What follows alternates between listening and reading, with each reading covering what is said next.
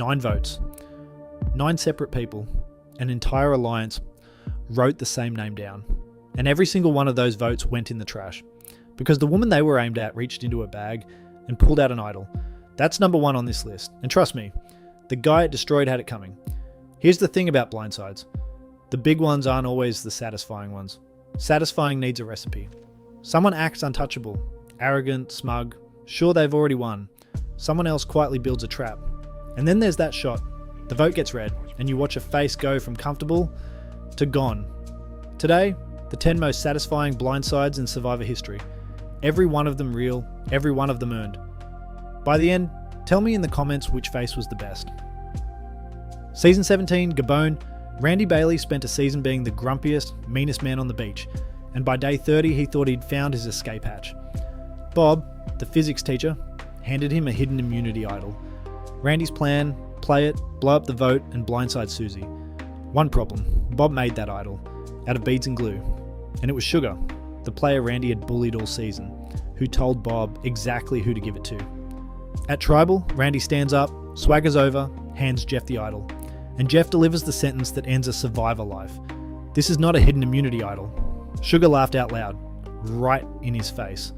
Randy went home 5 votes to 3, blindsided by arts and crafts. The trap only worked because Randy trusted no one, except the one person he shouldn't have. Season 29, San Juan del Sur, Drew Christie decided he was running the tribe, so he did something genuinely insane. He threw the immunity challenge, on purpose, single-handedly, without telling his own tribe.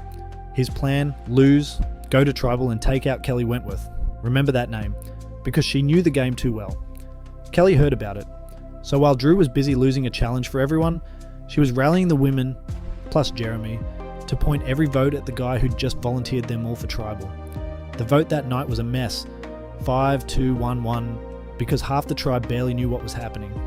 Didn't matter. The 5 were all for Drew. He threw a challenge to build a blindside and walked straight into his own. The same night. Day 10, gone. Karma doesn't usually work that fast. Season 24, One World, Final 7. Kat Edelson is sitting at Tribal Council, safe in the majority, having a great time, and Jeff asks about blindsides. Kat's answer, on camera, moments before the vote, blindsides are fun. Her own alliance had already decided. Alicia pitched it. Kim, the boss of the season wearing the immunity necklace, signed off on it. The vote comes back 6-1. The one? That's Kat's vote. Everyone else in the game wrote her name. She sobbed all the way out. And Jeff got to deliver the warning every player since has ignored. If it could happen to her, it can happen to you. Survivor is the only show where the writer's room is the cast. And sometimes they write you a punchline. Season 36, Ghost Island. Chris Noble, model, rapper, owner of the biggest ego on the island, hit the merge holding a real hidden immunity idol. Untouchable, right? Chris being Chris, he'd already gambled with it. On Ghost Island, he'd wagered his vote to extend the idol's lifespan, and lost. So he walks into the merged Tribal with an idol in his pocket, and no vote in his hand. His obsession was Dominic, the rival he'd been feuding with since day 4, when Dom had handed him a fake idol just to mess with him. Chris built his whole plan around Dom playing an idol. Dom did play something, his legacy advantage. The real one. Total immunity. And then 10 votes came out for Chris, while his own genuine 100% real idol never left his pocket. His last words on the way out, this idol is definitely cursed. No Chris, the idol was fine. Back to season 29, because San Juan del Sur saved its best trap for the end. John Mish helped blindside Jeremy Collins. His mistake wasn't the move, it was leaving Jeremy's best friend in the game, Natalie Anderson. Natalie didn't flip out. She got patient. She kept smiling at John, kept playing the loyal ally, even accidentally voted the wrong way one Tribal to thin out his numbers. Oops. Then at Final 6, she won immunity, pulled in Baylor and Missy and sprung it. The vote tied. The revote sent John home, with a hidden immunity idol sitting unplayed in his possession, because he was that sure he was safe. Her voting confessional is the coldest line of the season. This is payback for Jeremy. Hope you like it. John's exit words? They did a really good job getting my trust. Yes, John. That was the whole point. Season 33, Millennials versus Gen X. Michaela Bradshaw was running her tribe, and everyone could see it. She started Ekabula's fire. She coached a rival tribe through a challenge, mid-challenge, just to protect her fellow millennials, and she was holding leverage. She'd caught Jay and Will digging up their hidden immunity idol and promised to keep the secret. When Ikabula finally lost, the night before the merge, Michaela laid out the vote plan herself. Split the votes between Brett and Sunday. Simple. Safe. Except Jay was doing different math. The strongest athlete on the beach, the sharpest strategist, and the one person who knew about his idol was about to hit the merge. So he and Will quietly flipped to the 2 Gen X's everyone had written off. At Tribal, Michaela calmly executes her own plan. And then 4 votes come out with her name. 4-2. She wrote the plan for her own funeral. She asked Jay to his face if it was him. He owned it on the spot. She smacked a tree on the way out. And even then, boiling, she never exposed his idol. And her exit line is all-timer material. Don't worry, Ema get rich some way. One of the most emotionally charged blindsides ever aired. The Night Comfort met Paranoia, and Paranoia won. Season 20, Heroes vs Villains. The villains have Russell Hantz cornered. Boston Rob's plan is airtight. Split the votes. 3 on Russell, 3 on Parvati. Whatever Russell does with his idol, one of them goes home. There is no way out, unless someone on Rob's side gets clever. Enter Tyson. Russell pulls him aside and lies, says he's flipping his own vote onto Parvati. And Tyson, smelling an easy kill, secretly moves his vote from Russell to Parvati too. He broke the split. On a hunch. Because he was sure he was the smartest guy at Tribal. Then Russell stands up and hands his idol to Parvati. 4 votes Parvati, all dead, and the name with the next most votes, Tyson, 3-2. If he'd just followed the plan, it's a tie and Russell's gone. Instead, Tyson became the first man in Survivor history voted out by an idol play, with his own vote as the murder weapon. His words, not mine. I was the victim of my own stupidity. Season 26, Caramone, Philip Shepard, self-appointed specialist, chief executive of the alliance he named Stealth or Us, had spent a season handing out secret agent code names and treating the minority like peasants. Malcolm Freeberg was done.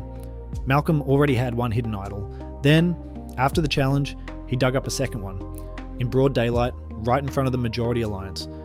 No apology, see you tonight. At Tribal, Malcolm pulls out both idols and hangs one on Eddie. The 3 amigos, Malcolm, Eddie and Reynold, who'd won immunity anyway, are suddenly bulletproof. The majority's 4 votes hit Eddie's idol and evaporate. Every counted vote lands on Philip. Even Eric jumps ship to join the party. 4-0. The specialist blindsided in the open by a plan announced with 2 idols swinging in the firelight. Stealth or Us? Nothing stealthy about it. That's what made it beautiful. Season 16, Micronesia. Aussie Lust was the perfect Survivor player. Best swimmer, best climber, best provider. And he had the hidden immunity idol. He was so safe that being safe made him lazy. And from Exile Island, of all places, Cirie Fields saw it. She came back and quietly assembled what became the Black Widow Brigade. Parvati, Natalie, Alexis. Then the game handed them a gift.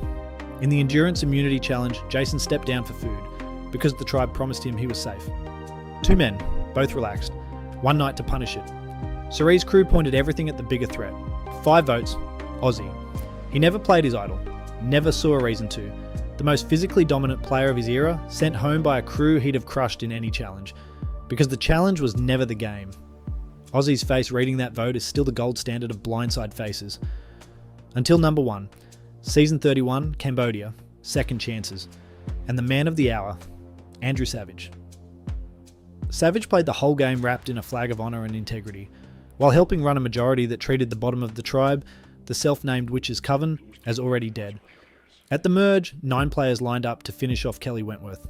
9 votes, 1 target. What could go wrong? Kelly Wentworth had found an idol inside a challenge, snatched it mid-task without a soul noticing, and after the votes were cast, she stood up and played it. Jeff's voice, does not count, does not count, does not count, 9 times. The biggest idol negation in Survivor history, a record that still stands. And when the smoke cleared, the only votes left were 3 little pieces of parchment from the witches themselves. Andrew Savage, Andrew Savage, Andrew Savage. The man muttered unbelievable on his way out while Abby Maria congratulated him on making the jury. 9 against 1, and the 1 won. That's not a blindside. That's an extinction event.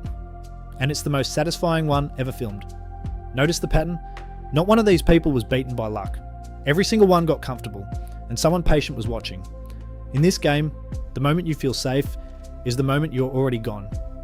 If you want the flip side, not the traps, but the genius, I broke down the smartest move from every single season.